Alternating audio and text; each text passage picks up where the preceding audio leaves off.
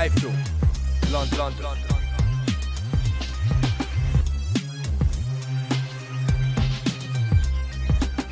iFILM, London.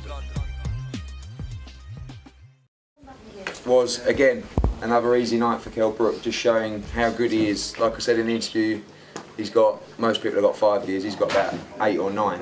And again, he still hasn't come through one gear. I mean, the same against Undu, the same against Djakovic, the same against Hatton. And the first 5 or 6, 7 rounds was probably one of the most clinical boxing performances I've seen in a long time. He broke him down, he broke his heart, and from then, Matthew didn't want to know, you know, he grabbed, he held, he did what he did. Massive respect to Matthew Hatton, he's a tough man. I think he's just said that Kell is in a different league to Alvarez, strength, everything, so that's a lovely compliment. In terms of the attendance tonight, what can I say? We signed Kell Brook 8 months ago. They told me he couldn't sell a ticket. He hadn't boxed in Sheffield since he was 18. I thought, let's go back to basics, let's build the kid in his hometown. Hillsborough Leisure Centre, 1,300 people, sold out of a month ago. Ponds Forge, 2,000 people, sold out of 2 weeks ago. Sheffield Arena, maybe that's a punt, 10,000 people. Show me another fighter at the moment in this country that's selling 10,000 tickets. It's not happening. This kid is capturing the imagination of the public, and we're looking forward to coming back here for a big fight. We'll have one-on-ones. How do you want to do it? Does anyone want to ask questions? Yeah. I've got a big question for Kell and yourself, Eddie. Big man as Asian Express. I'd like to find out now that basically the pair of you, the Amir Khan situation, you've proven yourself tonight, Kell. Fantastic performance, exhibition, but could you ever make that fight, the pair of you? Could you make that fight? Well, yeah, listen, money talks. We've sold 10,000 tickets for Kell Brook versus Matthew Hatton. I could sell 40,000 tickets for Kell Brook against Amir Khan. It's a pay-per-view fight on Sky. It's probably one of the few fights that's going to bring back pay-per-view in British boxing. Will Amir Khan take it? I couldn't imagine so. Can you work with that? I can work with anybody. I love a pound note, mate. And so does Amir Khan. And I'll even throw in a free lesson in promoting if they want, to make it happen. But listen, at the end of the day, what's going to happen now? You're going to see the change in British boxing. Broadcasters are going to demand proper fights. They're not going to allow the general dross that's been put on TV for the last couple of years. So broadcasters will put pressure on people like Amir Khan to make fights that make sense. It has to be a pay-per-view fight. It has to be a big outdoors fight because he's got big revenue coming from HBO in America. So to bring it to 7, 8, 9 o'clock at night, there has to be big money in the UK. And with 40,000 fans and pay-per-view TV, that's a fight that can happen. And let me tell you something now. He would absolutely destroy Amir Khan. Destroy him. Destroy him. Just one question. Destroy him. Destroy? Destroy it. Definitely destroy. Okay. Kell, the Khan question. Do you want Khan? Of course I want Khan, you know.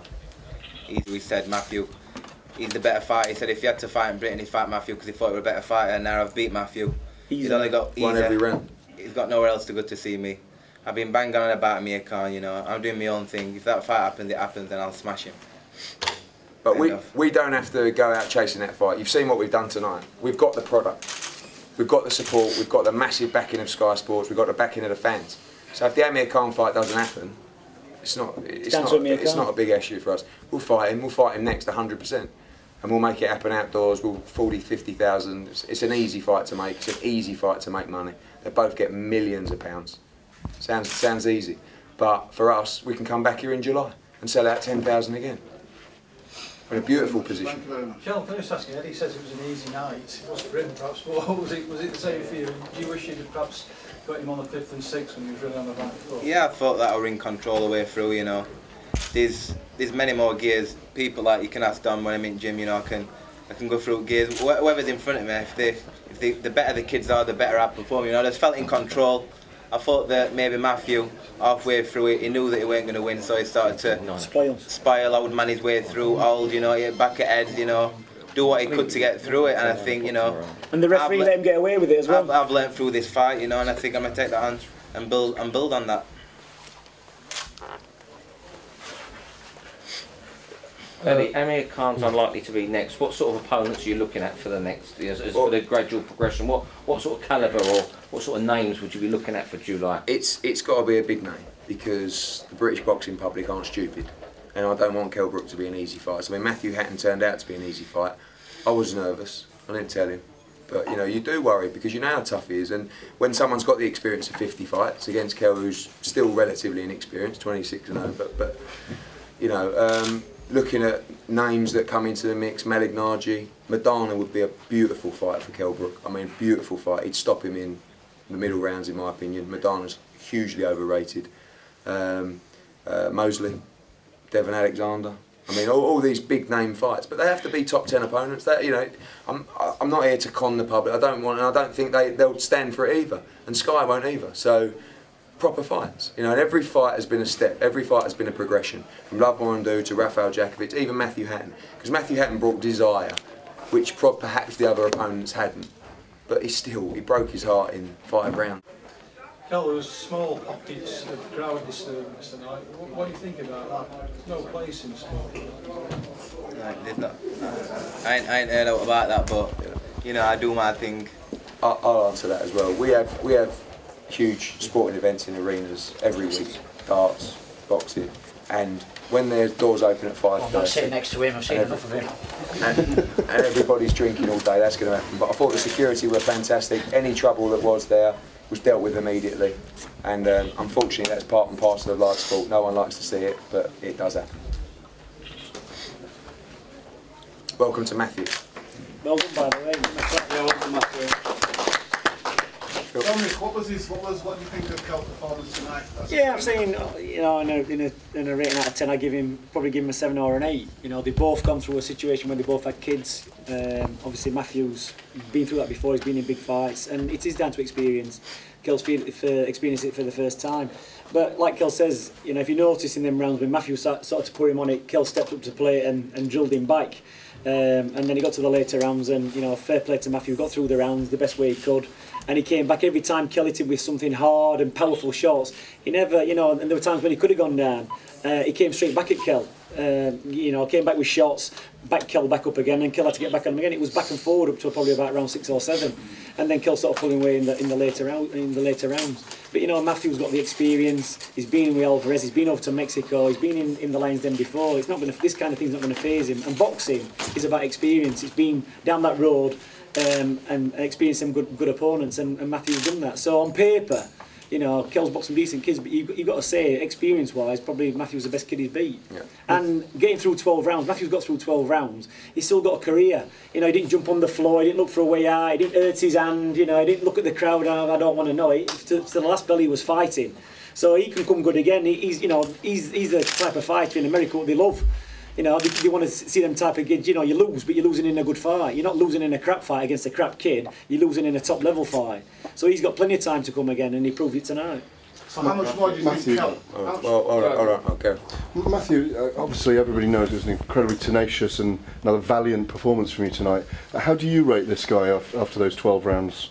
Yeah, rate him very highly. I think Please know the arena floor. I'd say probably the fighter, a best fighter of face, really. You know, and include Alvarez in that. Alvarez obviously was naturally the bigger man, and that certainly, you know, wasn't the case tonight. But you know, I think Kell broke my nose in the first round, and I didn't think things would get much worse, to be honest, and I was wrong about that.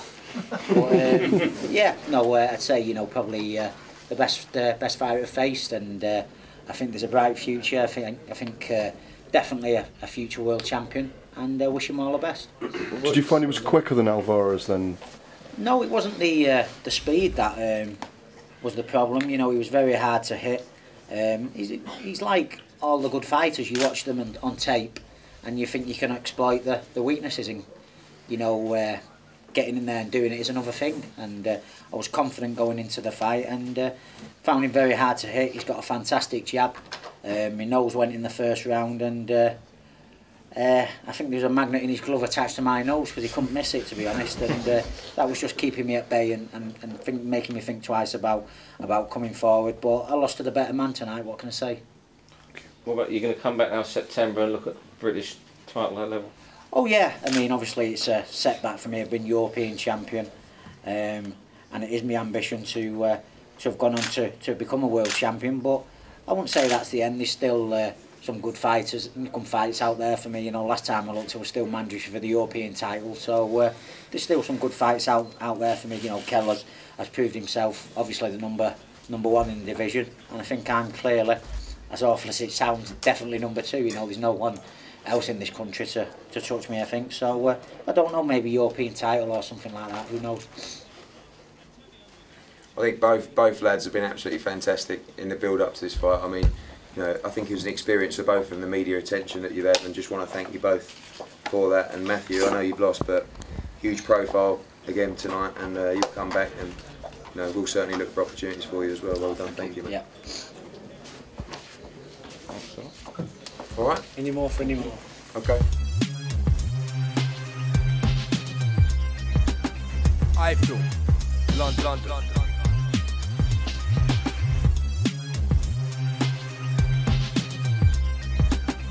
iFILM, London.